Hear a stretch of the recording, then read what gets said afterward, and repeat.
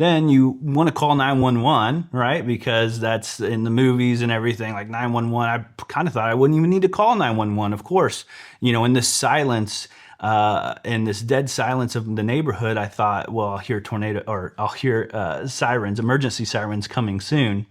But I didn't hear them. So I called 911 and it was busy because the tornado had just gone through East Nashville, a very populated area, and it was flooded with calls. So that was pretty heavy. I mean, I remember in the studio, I got choked up. It's really hard to go back and remember those. Even watching it again with you, it really brings back a lot of emotions, obviously. But I'm so thankful that we were okay, and a lot of people were not. And a lot of people, after the tornado hits, it's different, right? There may be people who are hurt, or people who've been killed. I mean, this is a serious thing, and that's literally why in that session one, it's called "Why Takes Tornadoes Seriously."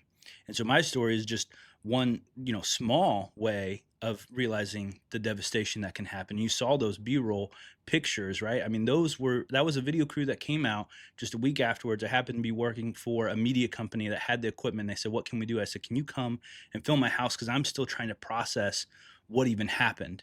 And I want to capture that so I can process it." And it actually was super helpful for me and my healing after the tornado to be able to see that and process that. So I think that was really important.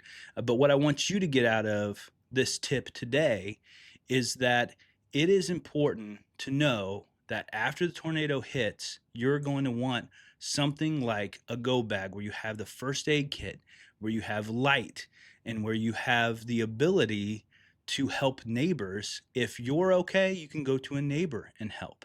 Those are important things. And that is always what I'm thinking about when I think about creating safety tools and things for people, is that how can they not only help their family if they're hit by a tornado, but also their community and especially their neighborhood.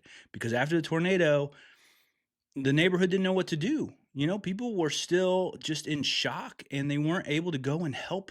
And like I said, I expected to see the, police and the fire engines and everybody coming to our aid, but it just didn't happen that way for us.